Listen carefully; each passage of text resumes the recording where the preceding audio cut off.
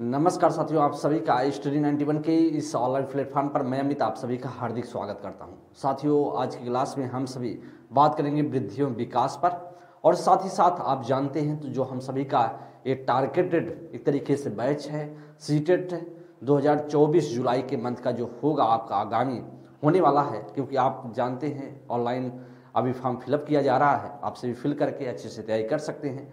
और आप देख पा रहे होंगे जो हम सबका टारगेट है सीटेट की अगर बात करें, बेसिकली अगर बात किया जाए सीडीपी में, तो 30 में 30 का टारगेट लेकर चल रहे हैं, क्योंकि 30 में 30 आपके सामने लिखा भी गया है और कोशिश करेंगे आपको 30 में 30 दिलाया जाए। और जितने भी साथी हमारे साथ पिछले जुड़े होंगे कई मंथों से, उनको पता होगा कि जो क्वेश्चन चीज़ें पढ़ाई जा रही हैं वहीं से कहीं ना कहीं क्वेश्चन आपके पेपर में आते हैं। अगर हम बात करें वृद्धि और विकास के, तो हम सभी चैप्टर वाइज चीज़ों पर बात करें, एक एक चैप्टर धीरे धीरे कवर कर रहे हैं।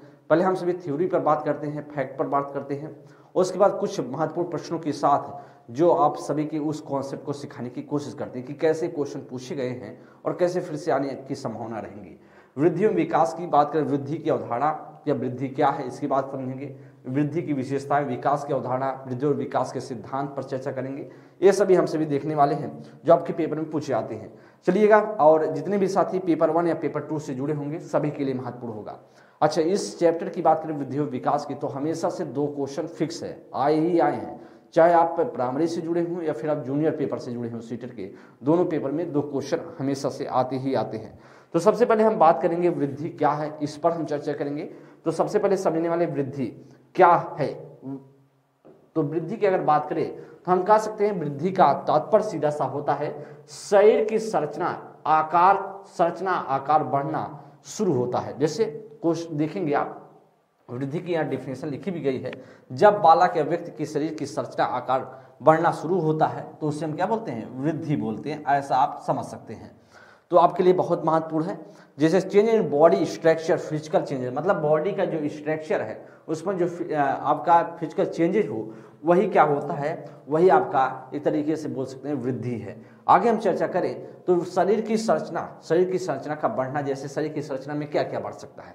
हम सभी ने देखा कि कहा जा रहा है डिफिनीशन में वृद्धि की संरचना का बढ़ना, तो अगर शरीर की संरचना का बढ़ना ऐसा बोला जा रहा है तो जिसमें से आप समझ सकते हैं ऊंचाई आपकी बढ़ सकती है, हाइट बढ़ सकती है, आपका वजन वेट बढ़ सकता है, इसमें आकार है, ये सभी आकार है, आंतरिक अंग है जैसे इंटरनल ऑर्गन है, बालें हैं, दांतों हैं, मांसपेशियों के परिवर्तन है, ये सभी क्या है आपके एक तरीके से वृद्धि के अंतर्गत आएंगे। और वृद्धि आप कह सकते हैं एक तरीके से मात्रात्मक चीजें होती हैं, दिखती हैं, एक मूर्त चीजें है। वृद्धि दिखेगा आपके सामने, लेकिन जो विकास होगा वह दिखेगा नहीं। एक आपका एक तरीके से आप सिर्फ कल्पना कर सकते हैं, समझ सकते हैं, लेकिन आप सामने अमूर्त प्रक्रिया मानी जाती है। वृद्धि को मापा जा सकता है, ऐसा आपको पूछा जाता है, क्या वृद्धि को मापा जा सकता है कि नहीं, तो फिर आप कहेंगे साथी कि मापा जा सकता है वृद्धि को। वृद्धि आप कह सकते हैं वृद्धि मात्रात्मक या परिणात्मक परिवर्तन का है, ऐसा बोल सकते हैं। आप कह सकते हैं परिणात्मक या मात्रात्मक है।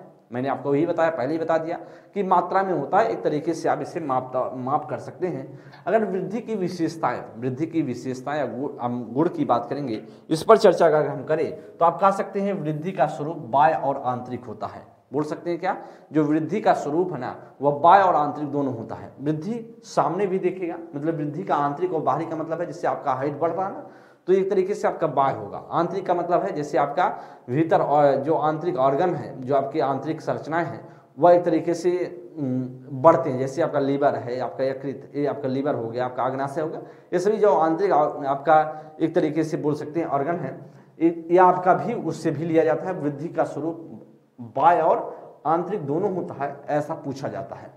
अगर हम बात करें अगर वृद्धि कुछ समय के बाद रुक जाती है, वृद्धि क्या होती है, कुछ समय के बाद रुक जाती है, और पूछा भी जाता है अर्थात एक निश्चित समय तक ही चलती है। जैसे निश्चित समय तक कब से कब चलेगी, गर्भाधान से लेकर के परिपक्वता तक। जैसे आपका वृद्धि का आप बोल सकते हैं कि आपका जब बच्चा गर्भ में जाता है उसके बाद 18 साल तक ही बढ़ता है, तभी तक हम वृद्धि को लेते हैं। तो आप ऐसा सीधा सा कह सकते हैं वृद्धि कुछ समय के बाद रुक जाती है, अर्थात एक निश्चित समय तक चलती है। वृद्धि का हम सही मापन कर सकते हैं, ऐसा भी लिखा गया। वृद्धि का हम क्या सही सही मापन कर सकते हैं, इसमें से वृद्धि शरीर में होने वाला मात्रात्मक परिमाणात्मक परिवर्तन है, ऐसा भी आपको बताया ही गया। तो वृद्धि की कुछ विशेषताएं इसे देखते हुए चलिएगा। अगर हम डिफिनीशन की बात करें, वृद्धि की डिफिनीशन की बात करें, क्रो की डिफिनीशन लिखी गई है, लिखा गया है वृद्धि संरचनात्मक और शारीरिक को संदर्भित करता है और परिवर्तन जबकि विकास वृद्धि के साथ साथ व्यवहार में उन परिवर्तनों को संदर्भित करता है जो पर्यावरणीय उत्तेजना का परिणाम है। कारण विकास एक ऐसी प्रक्रिया है, विकास की डिफिनीशन भी क्रो ने दिया है, विकास ऐसी प्रक्रिया जिसके द्वारा एक व्यक्ति पूरे जीवन का चक्र में बढ़ता और बदलता रहता, ऐसा आप समझ सकते हैं क्रो की डिफिनीशन है। वैसे आपके सीटेट के पेपर में पूछा नहीं जाता है, लेकिन लिख दिया गया इस वजह से क्योंकि आपका यूपी टेट और अदर जो स्टेट के एग्जाम है उसके लिए भी हेल्पफुल बन जाता है। इससे आप लोग ध्यान दीजिएगा। परिपक्वता होता क्या है, परिपक्वता क्या होता है, आपसे पूछा जाए परिपक्वता क्या है, मेच्योरिटी क्या है, या बोल सकते हैं हम परिपक्वता की अगर हम बात करें तो परिपक्वता उन परिवर्तनों को संदर्भित करता है जो एक व्यक्ति जो एक व्यवस्थित अनुक्रम का क्या करता है, पालन करता है, एक व्यवस्थित अनुक्रम का पालन करता है और बड़े पैमाने पर जो आनुवंशिक ब्लूप्रिंट है को निर्धारित होते हैं उन्हें उत्पादन करते हैं, ऐसा आप बोल सकते हैं। परिपक्वता क्या होगा, जब परिपक्वता तब होता है, देखिएगा परिपक्वता बोला जाता है आपको एक व्यवस्थित क्रम को बोला जाता है, जिसको एक व्यवस्थित क्रम का पालन करता है उसे हम परिपक्वता बोल सकते हैं। तो आपके सामने लिखा भी गया है कि भाई साहब जो इससे आप देख सकते हैं बहुत महत्वपूर्ण है। आगे हम अगर बात करें, देखिएगा विकास की अवधारणाएं, अभी तो आपने देखा कि वृद्धि क्या है, वृद्धि को हमने बताया कि भाई साहब एक मात्रात्मक प्रक्रिया है और कहीं ना कहीं एक मूर्त प्रक्रिया, इसे हम देख सकते हैं समझ सकते हैं। और वृद्धि की आपकी बात किया जाए एक समय के बाद रुक जाता है, ऐसा सारी चीजें बताई गई। अच्छा, आप विकास की अवधारणाओं की बात करें, विकास से बहुत आप सभी से पूछे जाते हैं, डेवलपमेंट से, डेवलपमेंट की अगर बात करेंगे तो विकास का अधिगम का सिद्धांत रिचर्डसन सीयर्स ने दिया है। उनका मानना था कि विकास और अधिगम में धनात्मक संबंध होता है, बहुत महत्वपूर्ण पॉइंट है। अगर आपसे कोई कहे क्या विकास और अधिगम में जो कैसा संबंध होता है तो आप कहेंगे धनात्मक संबंध होता है। जो अधिगम है लर्निंग है, लर्निंग को हम सिर्फ लर्निंग को एक सामाजिक प्रक्रिया मानी जाती है। और आप विकास की बात करें तो विकास को आप कह सकते हैं, विकास जो डेवलपमेंट है दोनों में क्या है, धनात्मक संबंध होता है। विकासात्मक कार्य संप्रत्यय का जो सिद्धांत दिया वह रॉबर्ट हॉबिंगहॉर्स्ट ने दिया है। इन दोनों पॉइंट को आपको दिमाग में रखना है कि विकास के अधिगम का सिद्धांत किसने दिया था, वह रिचर्डसन सीयर्स ने दिया था, और कहीं ना कहीं विकासात्मक कार्य का संप्रत्यय की बात करें रॉबर्ट हॉबिंगहॉर्स्ट ने दिया था। इसे आपको ध्यान में रखना है। कुछ परिभाषाएं हैं, परिभाषाओं से संबंधित भी क्वेश्चन आप सभी से वैसे सीटेट के पेपर में नहीं पूछे जाते हैं, लेकिन आपको ध्यान में रखना चाहिए क्योंकि कोई अगर पूछे कि जैसे आपके सामने कुछ डिफिनीशन है बहुत महत्वपूर्ण बन जाता है। जैसे विकास की परिभाषाओं की बात करें तो स्किनर की बात किया जाए, स्किनर ने कहा है विकास एक सतत और धीमी प्रक्रिया, बहुत इंपॉर्टेंट डिफिनीशन, लेकिन किसके लिए है, वह जो भी साथी, क्योंकि आपको सीटेट के साथ साथ यूपी टेट का एग्जाम आएगा तो उसको भी देना है, अदर एग्जाम से अदर स्टेट से आप लोग जुड़े होंगे तो आपके लिए जो स्टेट का टेट होता है उसके लिए महत्वपूर्ण है। तो आपको दिमाग में रखना है कि इंपॉर्टेंट है स्किनर डिफिनीशन, विकास एक सतत धीमी प्रक्रिया, बहुत पूछा जाता है। वुडवर्थ ने कहा बालक का विकास वंशानुक्रम और वातावरण का गुणफल होता है, ऐसा वुडवर्थ ने कहा। मतलब उन्होंने क्या कहा, वुडवर्थ ने कहा जो वंशानुक्रम है, जो उनका हेरिडिटी है और बच्चे का एनवायरमेंट है, दोनों का गुणफल क्या होगा, विकास होता है, ऐसा उन्होंने डिफिनीशन दिया है। अच्छा, हॉलॉक ने क्या डिफिनीशन इसका दे दिया, कहा विकास क्रमिक परिवर्तनों की श्रृंखला है। जो विकास है ना वह क्रमिक परिवर्तनों की श्रृंखला है जिसके फलस्वरूप नवीन योग्यताएं एवं विशेषताओं का जन्म होता है। तो आप लोग समझ ही रहे होंगे, अलग अलग मनोवैज्ञानिकों ने अपने अपने राय दिए हैं, डिफिनीशन दिए हैं विकास के बारे में। तो आप समझ सकते हैं विकास एक तरीके से मात्रात्मक गुणात्मक दोनों प्रक्रिया है। आप यह भी समझ सकते हैं जो विकास एक अमूर्त प्रक्रिया है, उसे हम उसका मापन नहीं किया जा सकता है, एक अप्रत्यक्ष चीजें हैं, ठीक है। तो आप ऐसा बोल सकते हैं जो ऐसा हॉलॉक ने कहा। गैसेल ने कहा कि विकास का अवधारणा से बढ़कर जिसका परीक्षण मूल्यांकन तथा शरीर रचना अंग विश्लेषण जो व्यवहारात्मक इन तीनों गुणों का मापन किया जा सकता है। मतलब इन तरीके से जो विकास की बात करें तो निरीक्षण मूल्यांकन तथा शरीर रचना अंग विश्लेषण व्यवहारात्मक इन तीनों रूपों में मापन किया जा सकता है, ऐसा उन्होंने गैसेल ने कहा। जो मुनरो जी ने था, मुनरो ने कहा कि जो बूढ़ावस्था से बूढ़ावस्था से बात करें, विकास बूढ़ावस्था से वृद्धावस्था तक होने वाली परिवर्तनों का नाम है, ऐसा मुनरो ने कहा था। अच्छा, विकास की अगर हम चर्चा करें तो विकास के कुछ बारे में यहाँ भी लिखा गया है, जैसे बालक में होने वाले भौतिक परिवर्तनों के साथ साथ होने वाले मानसिक, सामाजिक और भावात्मक भाषाई पक्षों में परिवर्तन को हम क्या कहते हैं? विकास कहते हैं।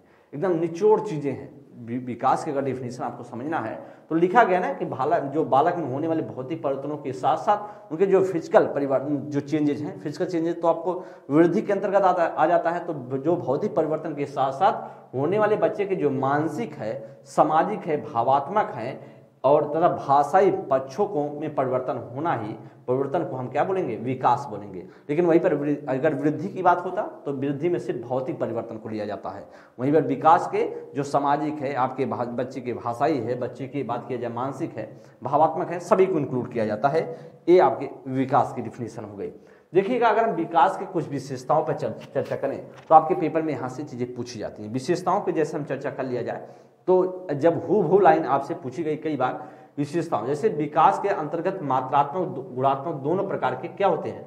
परिवर्तन होते हैं। तो लिखा भी गया है डेवलपमेंट इज द बोथ जो है क्वालिटेटिव एंड क्वालिटेटिव। तो दोनों तरीके से आपका है, विकास में मात्रात्मक और गुणात्मक दोनों प्रकार का परिवर्तन होता है, सम्मिलित होता है। एक मात्रात्मक भी होता है और साथ साथ गुणात्मक भी होता है। लिखा भी गया है विकास जीवन पर्यंत आजीवन चलने वाली प्रक्रिया है।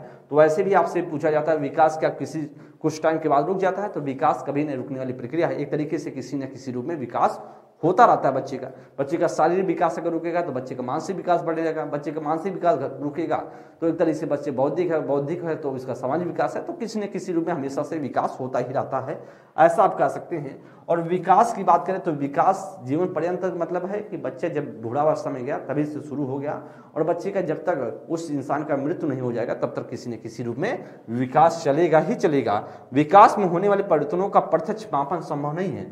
ऐसा तो आपको मैंने बताया, प्रत्यक्ष जो है मापन नहीं किया जा सकता है। या तो मैंने आपको बताया विशेषताएं हैं और पूछी जाती हैं। विकास वृद्धि के बिना संभव है। जो विकास है वह बोला जाता है वृद्धि के बिना भी क्या संभव है। अगर वृद्धि आपका नहीं हुआ, अगर ग्रोथ नहीं हुआ तब भी विकास होगा। विकास कभी नहीं रुकेगा, विकास चलता रहेगा। भले वह धीरे धीरे क्या होगा, बहुत फास्ट ट्रेन चलेगा, धीरे चलेगा, लेकिन चलेगा ही चलेगा। तो आप कह सकते हैं विकास वृद्धि के बिना भी संभव होता है। आगे अगर बात किया जाए विकास के पक्ष या आपके प्रकार की बात करें, जिसमें से शारीरिक विकास हो गया या जिसे भौतिक विकास बोलते हैं, और शारीरिक या भौतिक विकास को ही हम क्या बोलते हैं? वृद्धि बोलते हैं। और संज्ञानात्मक विकास हो गया आपका सामाजिक है, सामाजिक संज्ञानात्मक विकास, संवेगात्मक विकास हो गया। ये सभी क्या है? आपके विकास के पक्ष हैं। अच्छा, इसमें कुछ परिवर्तन जैसे विकास के फलस्वरूप होने वाले परिवर्तन, जब आप बच्चे का विकास होता है, डेवलपमेंट होता है, तो बच्चे में क्या क्या चेंज आ सकता है। जैसे हॉलॉक ने 4 प्रकार के चेंज परिवर्तन बताई हैं। एलिजाबेथ हॉलॉक एक महिला थी और उन्होंने क्या बताया कि बच्चे में अगर जब बच्चे में विकास होता है तो कई 4 प्रकार के परिवर्तन बच्चे में आते हैं। जैसे पहला उन्होंने बताया कि नवीन आकृति या आदत का जन्म होना। तो नवीन आकृति या आदत का जन्म होने का मतलब क्या है? जैसे दूध के दांत आना और रेंगना। जैसे बच्चे का नवीन आकृति और आदत का जन्म होना, तो बच्चे जब धीरे धीरे बढ़ेगा, जब धीरे धीरे बच्चे विकास होगा तो कहीं ना कहीं बच्चे के दूध के दांत आएंगे, उसके बाद आना होगा और धीरे धीरे बच्चा रेंगना शुरू करेगा। रेंगना शुरू करता कि नहीं करता? जब बच्चा धीरे धीरे बड़ा होगा, जन्म होगा बच्चे का, तो दूध के दांत आएंगे, फिर रेंगना होगा। तो इसलिए उन्होंने कहा कि नवीन आकृति और नए या आदत का जन्म होना। या फिर बोला उन्होंने कहा कि दूसरे परिवर्तन की बात किया, पुरानी आकृति या पुरानी आदत का विलोपन होना। जो पुराना आदत या आकृति बनी थी उसका विलोपन हो जाए। जैसे स्थायी दांत आने पर दूध के दांतों का गायब होना या चलना सीखने के बाद रेंगने की आदत गायब होना। तो वही अभी बच्चा क्या कर रहा था? नवीन आकृति और नई जो है आदत का जन्म हो रहा था, आकृति और जन्म हो रहा था। जैसे बच्चे का दूध के दांत आ रहे थे और कहीं ना कहीं बच्चा रेंग रहा था। अब जब नई चीजें आई, नई आकृतियों का कभी कुछ दिन बाद वह विलोपन हो जाता है। जैसे जब स्थायी दांत बच्चे के आने लगते हैं तो फिर जो पुरानी दांतें हैं, जो आपके बच्चे के जो दूध के दांत थे, वह धीरे धीरे खत्म होने लगेंगे कहीं ना कहीं। और जो आदत था रेंगने वाला, वह जब बच्चा चलना सीख जाएगा तो धीरे धीरे रेंगने वाली आदत खत्म हो जाएगा। अनुपात में परिवर्तन, जैसे शुरुआत में सिर और अंगों के अनुपात में बात किया है, ज्यादा भारी क्या होता है? जैसे शुरुआत में सिर अन्य अंगों के अनुपात में भारी होता है। जब आपने देखा होगा जब बच्चा छोटा जन्म जब बच्चा लेता है तो आप देखेंगे शरीर बहुत छोटा होता है और सिर बड़ा होता है। तो शुरुआत में बच्चे का बड़ा होता है सिर, लेकिन धीरे धीरे क्या होगा, धीरे बाद में हाथ पैर सिर के अनुपात में ज़्यादा भारी हो जाते हैं।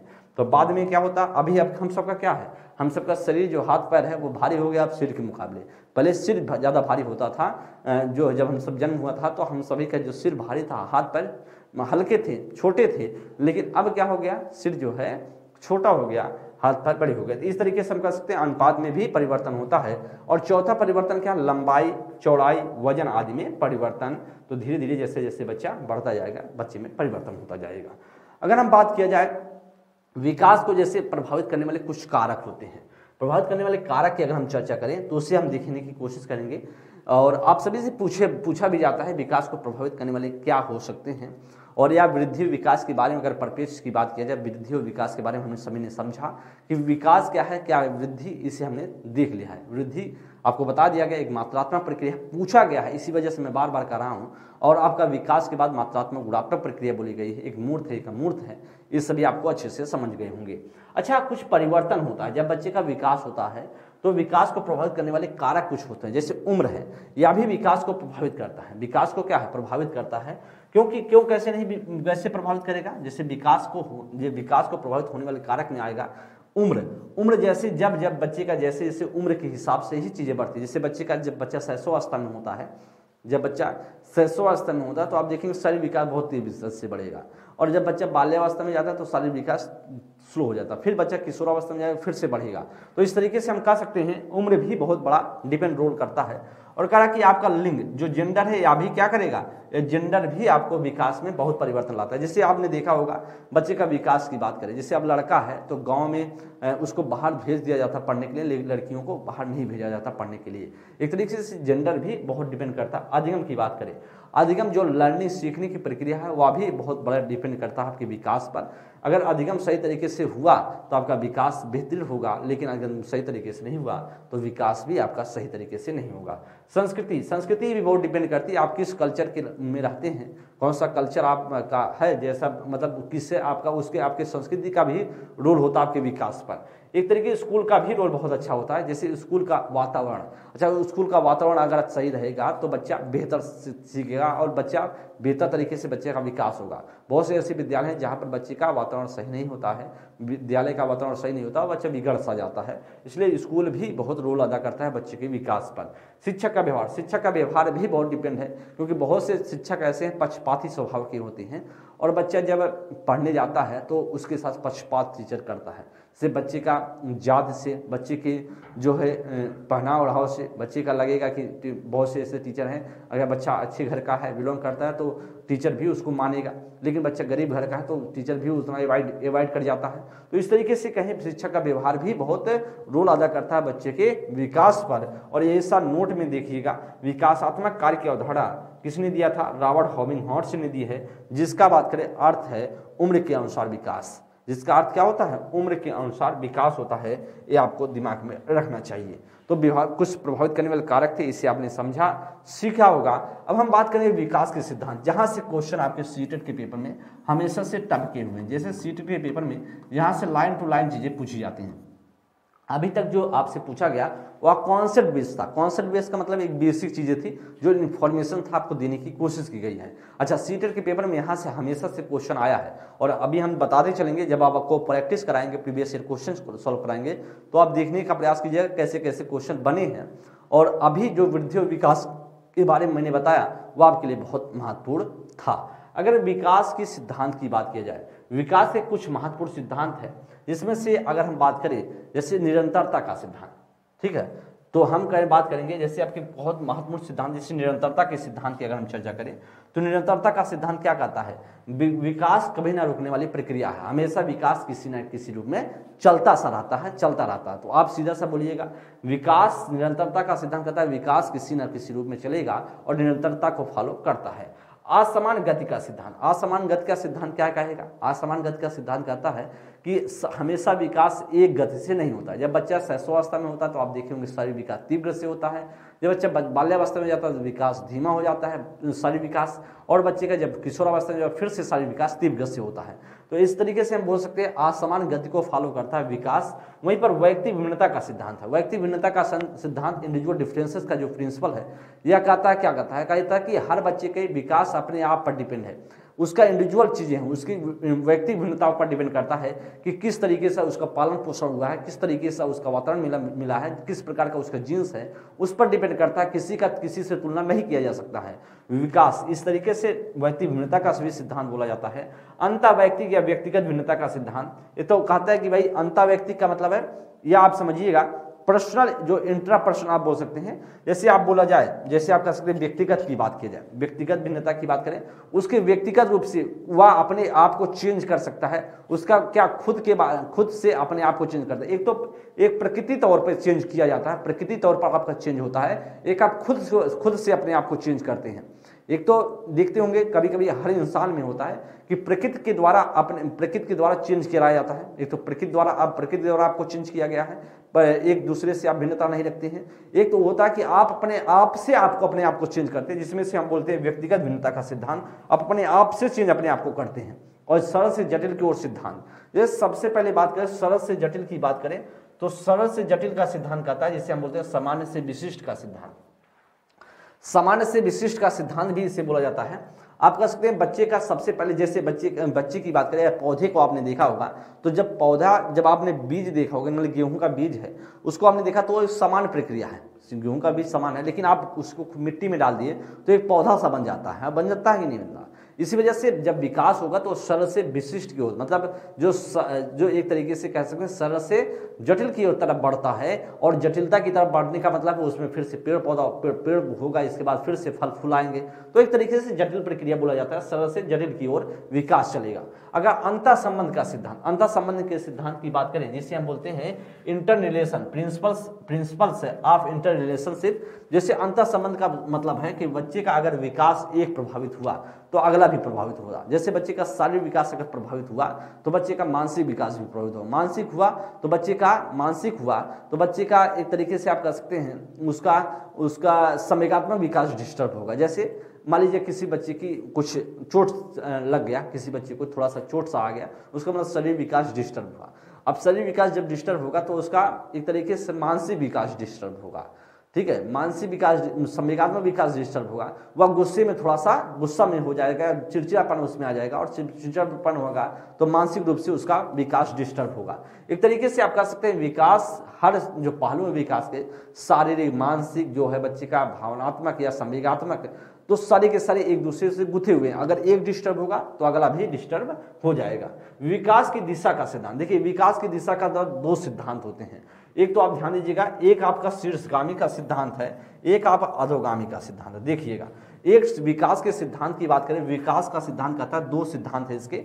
एक शीर्षगामी जिसे बोलते हैं मस्तकेधोमुखी सिद्धांत या सिफ्लोकाउडर थ्योरी बोला जाता है। देखिए बहुत अच्छा प्रश्न है, यहाँ पर आप सभी से पूछा जाता है। तो शीर्षगामी जैसे कहता है बच्चे का जब विकास होगा, जो विकास की दिशा का सिद्धांत दो प्रकार से है, एक आपका शीर्षगामी, एक अधोगामी। शीर्षगामी कहता है बच्चे का विकास सिर से पैर की तरफ होता है, अधोगामी कहता है मध्य से बाहर की तरफ होता है।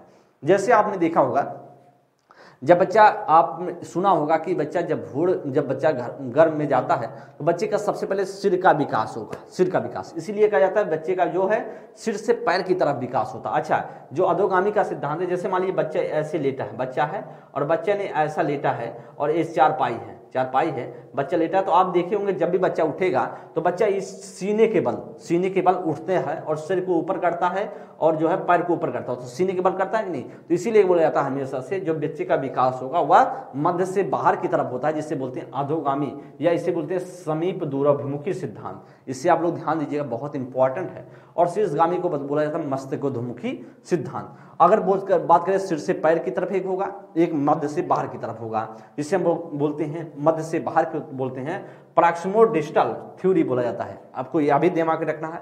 आगे बात करें वंशानुगत वातावरण के अंतःक्रिया का सिद्धांत। जब बच्चे का विकास होगा उसके वातावरण और उसके बच्चे के जो वातावरण है और बच्चे का आनुवंशिकता वंशानुगत क्रम है, दोनों का क्या होगा, अंतःक्रिया का परिणाम होता है और तभी बच्चे का विकास होता है। आगे चलिए अगर हम बात किया जाए तो समान प्रतिदर्श या पैटर्न या मॉडल या प्रतिदर्श का सिद्धांत।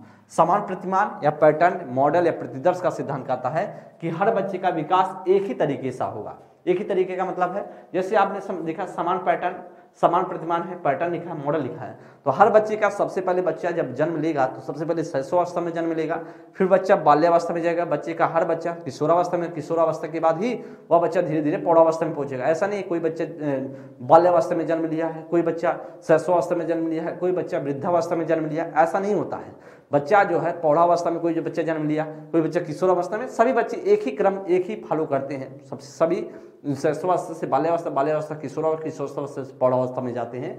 इस तरीके से बोला जाता है कि समान पैटर्न को ही हर बच्चा फॉलो करेगा। निश्चित क्रम या आनुवंशिकता का अनुक्रमिता का सिद्धांत कहता है एक फिक्स ऑर्डर में निश्चित है, एक के बाद एक जो है विकास होगा। अच्छा, ऐसा नहीं कि आगे पीछे किसी का होगा, एक तरीके से फिक्स वे में चलेगा। अविलोमिता का सिद्धांत करता है, अविलोमिता का मतलब है कि एक तरीके से अगर विकास बच्चे का हो गया तो फिर वापस नहीं लौटेगा। अच्छा, मान लीजिए किसी बच्चे को रेंगते हुए बच्चा खड़ा होकर चलने लगा, क्या बच्चा कुछ दिन के बाद फिर से वह भूल जाता है चलना और फिर से रेंगना शुरू कर देता है? ऐसा नहीं होता। एक बार बच्चे का अगर विकास हुआ तो फिर बच्चा उसको घूमेगा नहीं। जैसे बच्चा कोई रेंगना शुरू किया था, रेंगने से चलना शुरू हुआ, फिर ऐसा नहीं कि कुछ दिन के बाद फिर से रेंगने पे आ जाएगा। तो इसलिए अगर होता तो अगर ऐसा प्रक्रिया होता तो फिर विलोमिता हो जाता, लेकिन इसे अविलोमिता का सिद्धांत इसी वजह से बोला जाता है कि एक बार अगर विकास किसी का हो गया तो फिर वापस नहीं आएगा। भविष्यवाणी का सिद्धांत कहता है, भविष्यवाणी की बात करें तो फिक्स भविष्यवाणी किया जा सकता है बच्चे का कि बच्चे इतने दिन में इतना बच्चे का विकास हो सकता है। भविष्यवाणी ये हो सकता है कि आप कह सकते हैं कि बच्चे का विकास, जैसे कभी कभी होता ना, बच्चा चल रहा है, धीरे धीरे चल रहा है, तो आप एक थोड़ा सा भविष्य लगा सकते हैं कि बच्चा 2 महीने, 4 महीने, 6 महीने में चलना हो सकता है, चल जाए, लेकिन एकदम फिक्स भविष्यवाणी नहीं की जा सकती। भविष्यवाणी के तरीके से अभी लगा सकते हैं कि हर बच्चे का फिक्स है, ये फिक्स है कि बच्चे का विकास होगा ही होगा, तो आप कह सकते हैं भविष्यवाणी का सिद्धांत है।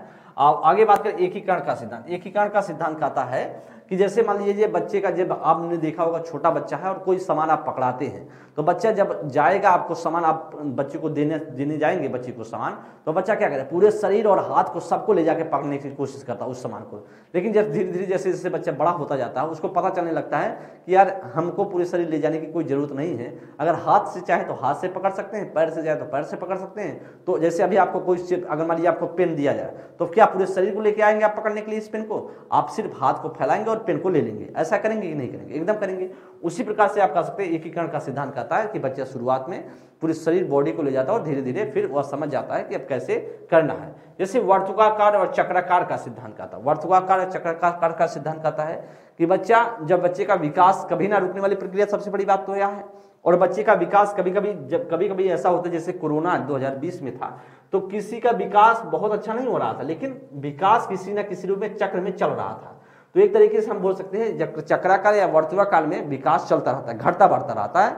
तो विकास किसी न किसी रूप में, जैसे आपका है घटता बढ़ता रहेगा, ऐसे चलता रहेगा। या फिर आप कह सकते हैं कि वर्तुलाकार घूमता रहेगा उसी में, तो घटेगा नहीं। ऐसा नहीं है कि बच्चे विकास जो है, विकास किसी न किसी रूप में घूमता रहेगा, मतलब बच्चे का विकास, किसी का विकास हुआ वो रुकेगा नहीं, विकास किसी न किसी रूप में चलता रहेगा। और ज्यादा विकास नहीं हो रहा तो कम से कम घूमेगा उसी पर।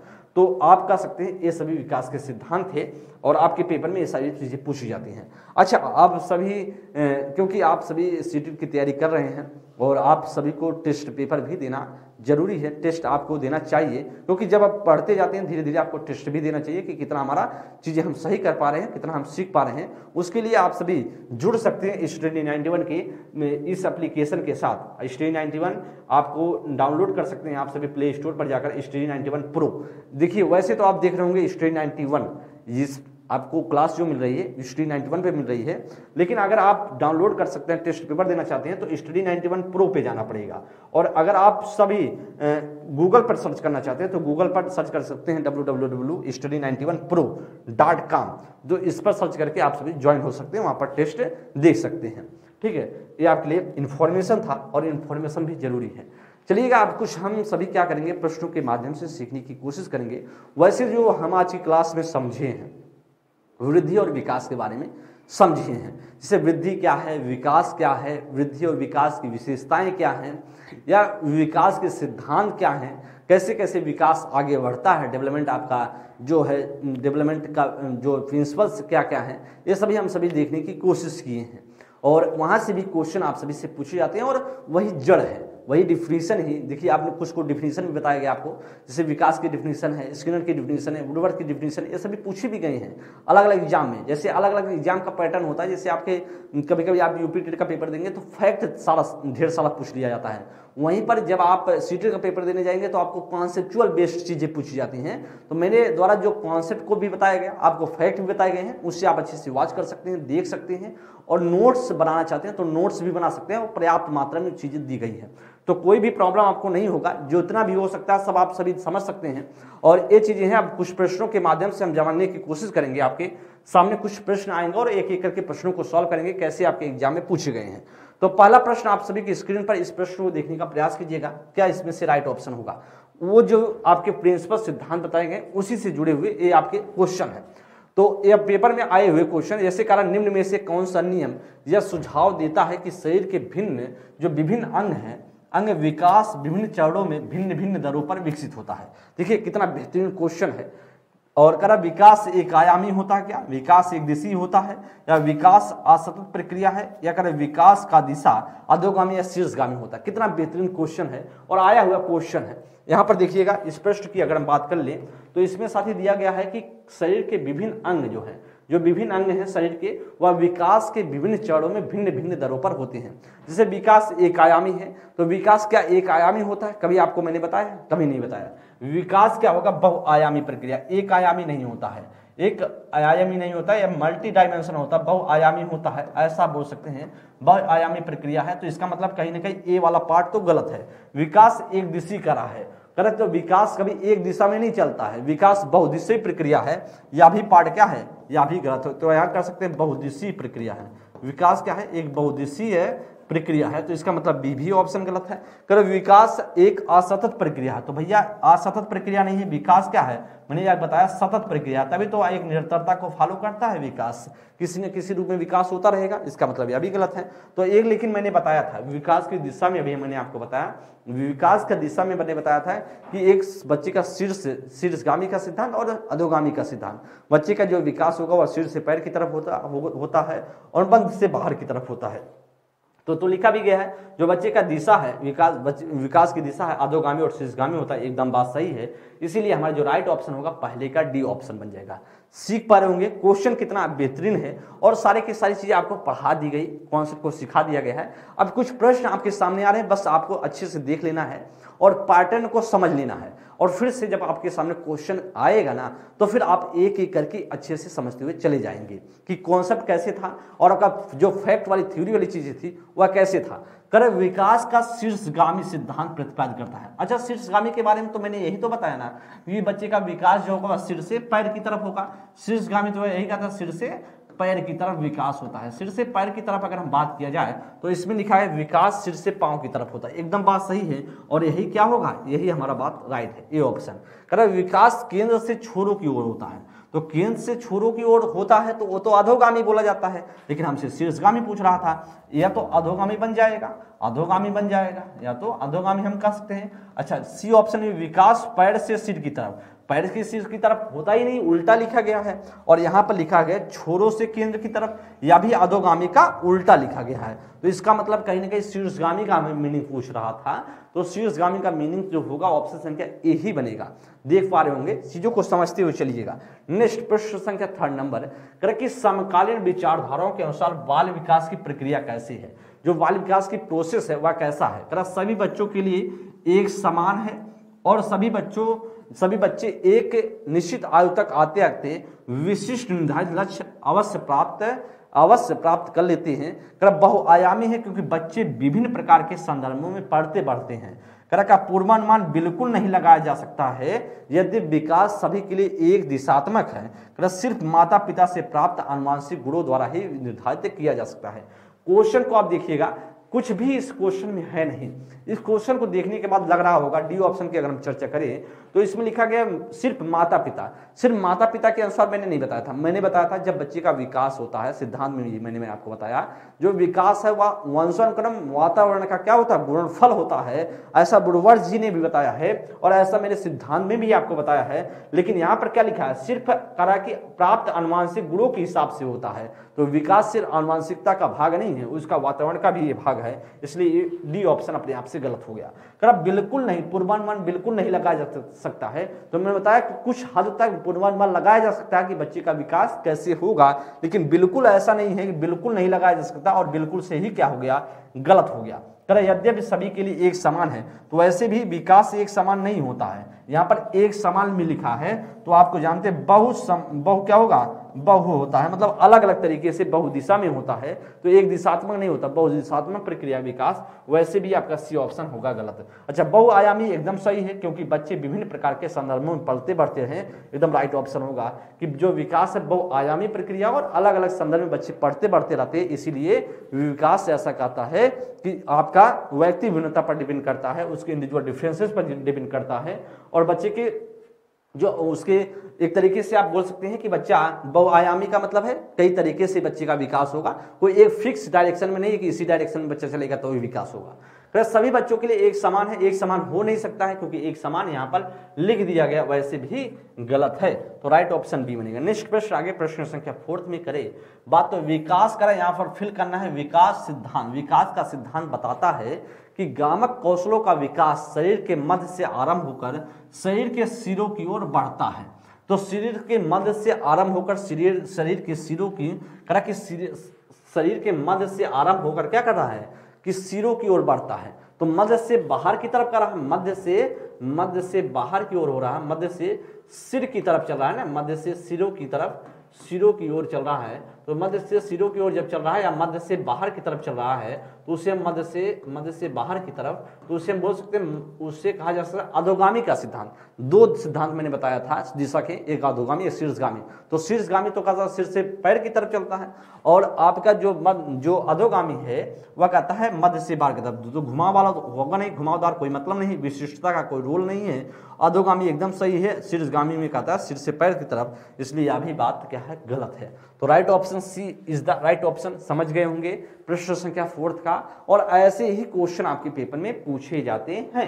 प्रश्न संख्या 5 का है विकास होता है। विकास कैसे होता है, इसका शरीर के मध्य से बाहर की दिशा में होता है। तो क्या विकास जो है मध्य से बाहर की तरफ होता है क्या?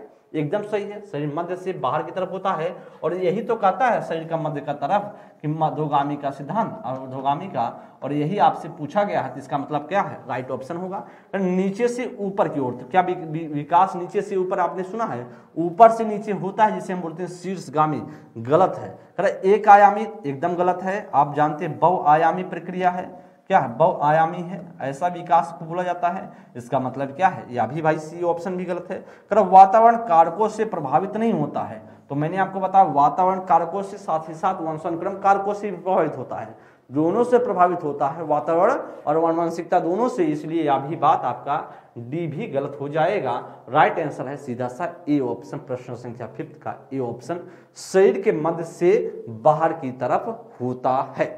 आगे चलिएगा प्रश्न संख्या अगर हम बात किया जाए 6 नंबर की, निम्नलिखित में से कौन सा स्थूल कौशल के उपयोग का एक उदाहरण है। अच्छा, स्थूल और सूक्ष्म दो गामक कौशल होते हैं, दो कौशल बोले गए हैं, एक स्थूल और सूक्ष्म। स्थूल क्या कहता है, जब आपके शरीर के बड़े भागों का इस्तेमाल हो तो उसे हम स्थूल बोलते हैं, लेकिन अगर शरीर के छोटे भाग का इस्तेमाल हो रहा है तो हम उसे बोलेंगे सूक्ष्म कौशल। तो आपसे जो पूछा जा रहा है वह स्थूल कौशल की बात हो रहा है, इसका मतलब कहीं ना कहीं कौशल का जो है आपके स्किल का बड़े वाले भाग का पूछ रहा है। तो कर एक पैर पर संतुलन करना, एकदम सही। जब आप एक पैर पर संतुलन करेंगे, इसका मतलब एक पैर पर अगर आप रख करके पूरे शरीर को थामने की कोशिश करेंगे तो पूरे भाग का एक तरीके से आपके संतुलन कर रहा है, इसका मतलब है स्थूल से जुड़ा है, तो राइट ऑप्शन ए तो बन जाएगा। अच्छा, बी ऑप्शन में करें एक मटर की उंगलियों से दबाना। अच्छा, मटर की उंगलियों से दबाएंगे तो अगर मटर यहाँ पर हमला रख दें, उंगलियों से दबाएं तो क्या पूरे शरीर का इस्तेमाल हो रहा है क्या? नहीं हो रहा है, सिर्फ उंगलियों का ही खेल है, जितना आपकी उंगलियों में दम होगा उतना आप खेल सकते हैं, उतने अच्छे तरीके से मटर को फोड़ सकते हैं या आप फोड़ नहीं सकते हैं। तो उंगलियों का काम है, इसलिए ये सूक्ष्म भाग होगा और इसलिए बी ऑप्शन गलत है। करेक्ट, किताब से पढ़ने, क्या पढ़ने पलटते समय हम पूरे शरीर को अपना घुमाते हैं पढ़ने को पढ़ने? नहीं, एक एक पेज को ऐसे उंगलियों से घुमाते चलते हैं तो पेज पलटता जाता है। तो पढ़ने के जो किताब के पन्ने पलटना एक तरीके से क्या होगा, सूक्ष्म होगा, या भी बात अपना गलत हो जाएगा। पेंसिल पकड़ना, अच्छा पेंसिल अगर हम इसको हम पेंसिल मान लें तो पेंसिल क्या पूरे हाथ से ऐसे करके पकड़ते हैं क्या? नहीं, तब लिखते हैं? नहीं, हम ऐसे करके उंगलियों से पकड़ के लिखते हैं। इसका मतलब यह भी क्या है, एक तरीके से सूक्ष्म भाग ही हो जाएगा। तो 6 का ए ऑप्शन राइट है। 7 नंबर प्रश्न को देखने का प्रयास कीजिएगा, क्या इसमें से राइट ऑप्शन बन सकता है। क्वेश्चन को आप पढ़िए, विकासात्मक परिवर्तन किसका परिणाम है? जो आपके डेवलपमेंटल चेंजेस होते हैं वह किसका रीजन, इसका क्या है, इसका रिजल्ट आपसे पूछ रहा है। ऑप्शन दिखाई दे रहा है और आप सभी बताने का प्रयास करेंगे।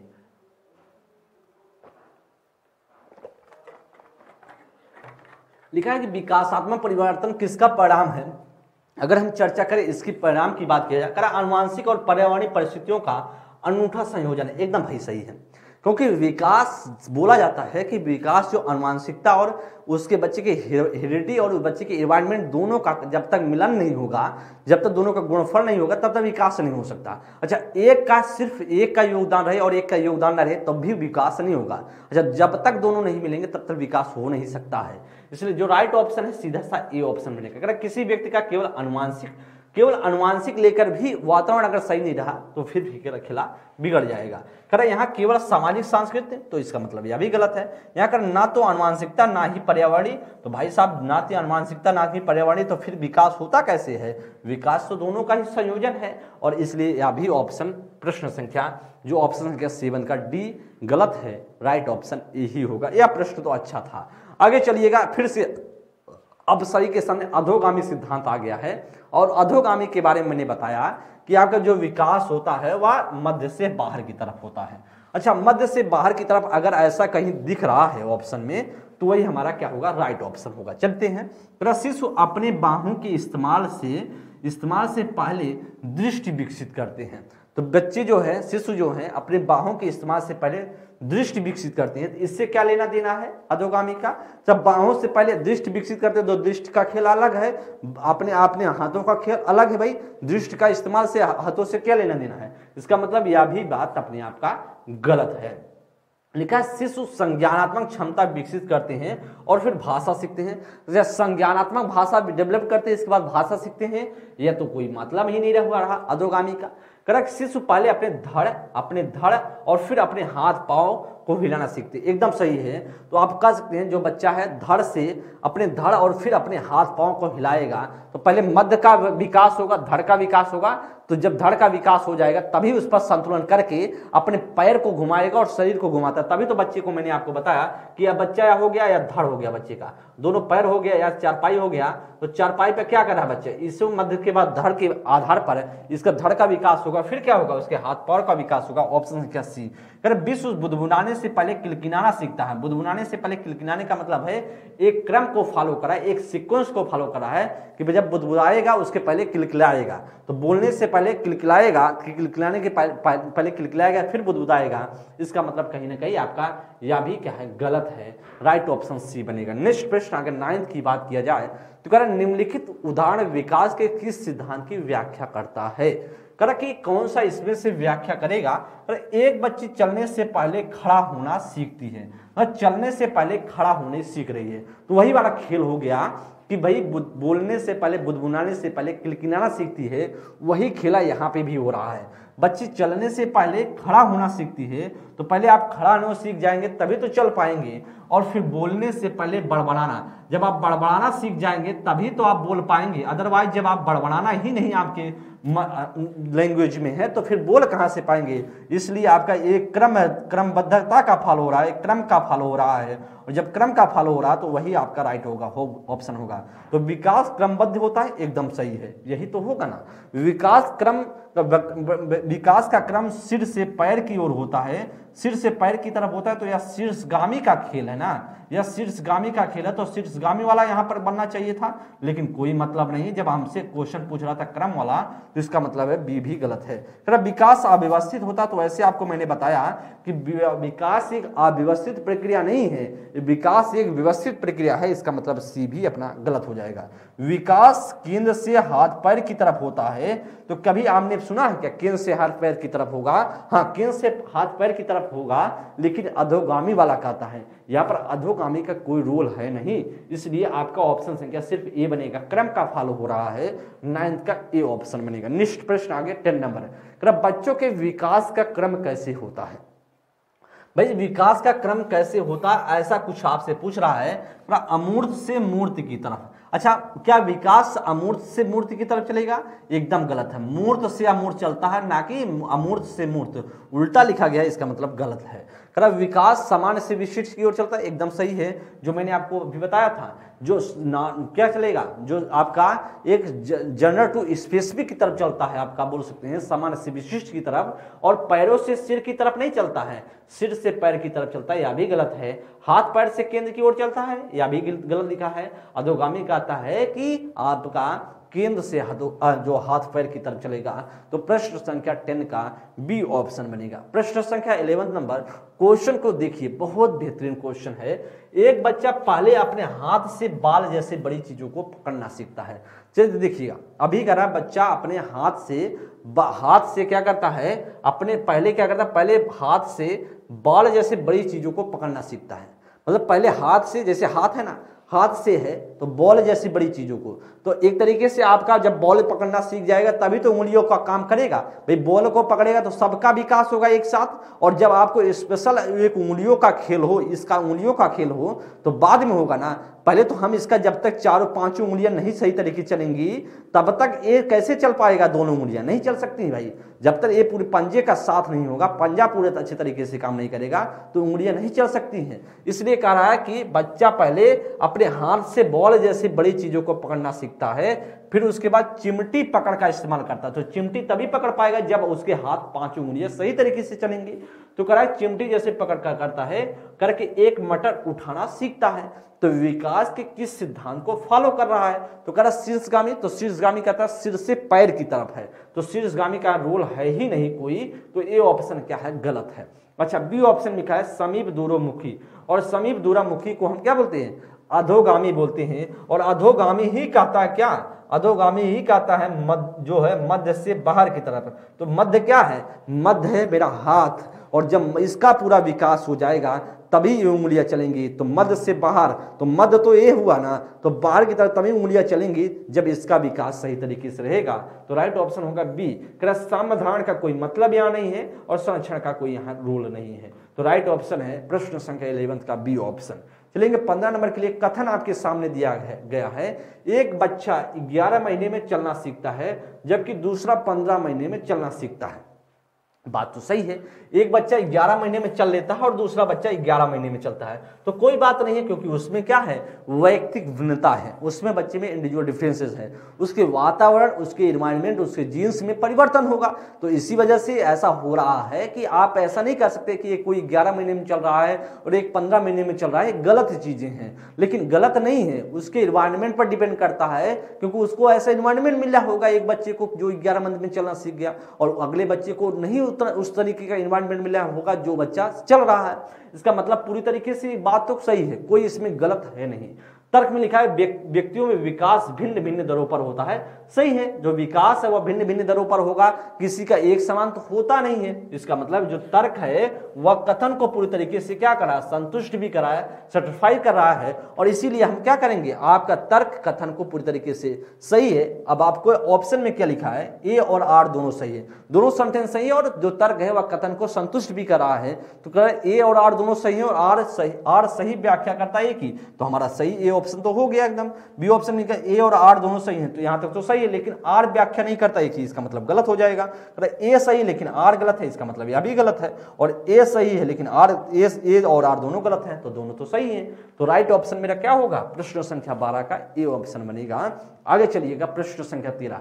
बेहतरीन क्वेश्चन, विकास निम्न में से किस पर निर्भर करता है? अच्छा, विकास निर्भर आनुवंशिकता भी करता है, विकास निर्भर करता है उसके वातावरण पर। तो यह क्या लिखा गया? आनुवंशिकता बनावट पर, एकदम सही है। बच्चे की आनुवंशिकता पर डिपेंड करता है, उसके हेरिडिटी पर, बच्चे की भौतिक वातावरण, बच्चे का जो फिजिकल एनवायरनमेंट है उस पर ही डिपेंड करेगा। ठीक, करा कि विकास जो है सामाजिक सांस्कृतिक कारक पर, जो उसके बच्चे के सोशियो जो है कल्चरल जो फैक्टर है उस पर भी डिपेंड करता है, ऐसा बोला जा रहा है। तो राइट ऑप्शन तो ए भी है और बी भी सही है और सी भी सही है, तो सब पर निर्भर करता है विकास। तो जब ए बी और सी तीनों सही हैं तो जो ऑप्शन ए बी सी तीनों होगा, इसलिए हमारा जो राइट आंसर होगा डी ऑप्शन।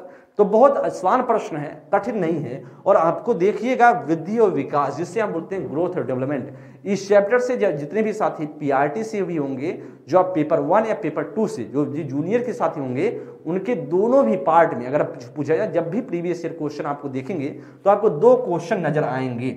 आगे चलिएगा, प्रश्न संख्या 14 नंबर, निम्नलिखित में से कौन सा सिद्धांत बताता है कि विकास एक प्रतिरूप का पालन करता है, जो शरीर और उसके ऊपरी हिस्सों में शुरू होता है, फिर शरीर के बाकी हिस्सों में चलता है। तो शरीर का सिर से शुरू होता है, इसका मतलब सिर से पैर की तरफ चल रहा है, सिर से पैर की तरफ चल रहा है, सिर से पैर की ओर और सिर से पैर की ओर चल रहा है, इसका मतलब की ओर चल रहा है, इसका मतलब क्या होगा? शीर्षगामी होगा। अच्छा, शीर्षगामी वाला जहां का खेला हुआ वही हमारा क्या बन जाएगा? वही हमारा राइट ऑप्शन बन जाएगा। तो कह रहा है कि ऑप्शन में देखिएगा, चलो शीर्षगामी का सिद्धांत है, या समीप दूरमुखी का सिद्धांत है, या पदानुक्रमित एकीकरण का सिद्धांत है, या प्रणालियों की स्वतंत्रता का सिद्धांत है। तो जो हम इसमें पूछा जा रहा है, प्रणालियों की स्वतंत्रता का कोई रोल यहाँ है नहीं। यहाँ पर देख पा रहे होंगे एक प्रतिरूप का पालन करता है, सिर से शुरू होकर पूरे शरीर में फैलता है, इसका मतलब सिर से पैर की तरफ चल रहा है। ऑप्शन संख्या ए बनेगा। यहाँ मध्य से बाहर का कोई खेल ही नहीं है, यहाँ एकीकरण का कोई रोल नहीं है। तो आपको सीधा सा प्रश्न देखने पर स्पष्ट और साफ दिखाई दे रहा होगा क्या राइट आंसर होगा। तो कह रहे विकासात्मक परिवर्तन कर, जो डेवलपमेंटल चेंजेज है उसकी बात कर रहा है, कैसे विकासात्मक परिवर्तन होता है। सभी संस्कृतियों के बच्चों में सार्वभौमिक गति से होते हैं क्या, या अगर मध्य बाल्यावस्था तक बहुत तीव्र गति से होता है फिर रुक जाता है। तो विकास के बारे में मैंने तो कभी नहीं बताया कि विकास कुछ समय में बहुत तीव्र गति से चलता है और फिर रुक जाता है, ऐसा मैंने विकास के बारे में नहीं बताया था। मैंने आपको वृद्धि के बारे में, ग्रोथ के बारे में ऐसा बताया था। तो फिर इसका मतलब है कहीं ना कहीं बी ऑप्शन अपने आप में गलत है। आगे चलते हैं, विकास एक रेखी तरीके से होता है। कभी मैंने बताया क्या विकास एक रेखी तरीके से होगा, सीधा पैटर्न को फॉलो करेगा? मैंने बताया जब भी विकास होगा वह क्या होगा, वह एक तरीके से चक्री तरीके से, एक बोल सकते हैं आपसे रेखी तरीके से आपका बढ़ता घटता रहता है, इसका मतलब यह भी गलत है। करेक्ट, वंशानुगत कारकों और पर्यावरण कारकों को परस्पर क्रिया है, एकदम बात सही है। और इसीलिए हमारा जो राइट ऑप्शन होगा ऑप्शन संख्या डी बनेगा। और ए ऑप्शन में करा सभी संस्कृतियों के बच्चों में सार्वभौमिक गति से होता है। तो सभी संस्कृतियों के, जब सभी कल्चर के जो बच्चे हैं, जो चिल्ड्रन हैं, चाइल्ड हैं, वह सभी के लिए एक परिपेक्ष में नहीं होगा। क्यों? क्योंकि उसके इन्वायरमेंट, उसके कल्चर अलग अलग हैं भाई, उसके इन्वायरमेंट पर डिपेंड बहुत ज्यादा रोल अदा करता है विकास, इसलिए आपका ए ऑप्शन भी गलत है। अब चलिएगा, इस प्रकार से अगर हम बात करें प्रश्न संख्या 15 का डी ऑप्शन बनेगा। और आपको स्पष्ट रूप से एक कन्फर्म तरीके से समझ पाए होंगे कि कैसे आपके पेपर में क्वेश्चन बनते हैं। विकास और वृद्धि, जो वृद्धि और विकास चैप्टर था, कैसे क्वेश्चन पूछे जाते हैं, और मुझे पूरा विश्वास है आप पूरे अच्छे तरीके से सीख पाए होंगे। पहले आपको फैक्ट बताया गया, पहले आपको कॉन्सेप्ट क्लियर कराया गया, फिर कुछ प्रश्नों के माध्यम से आपको समझाने का प्रयास किया गया कि कैसे क्वेश्चन पूछे जाते हैं। तो जैसा भी सेशन लगा हो, एक बार आप सभी कोशिश कीजिएगा बताने का। सभी साथियों को बहुत बहुत धन्यवाद। आप सभी स्वस्थ रहे, मस्त रहे। Thank you class, thank you so much.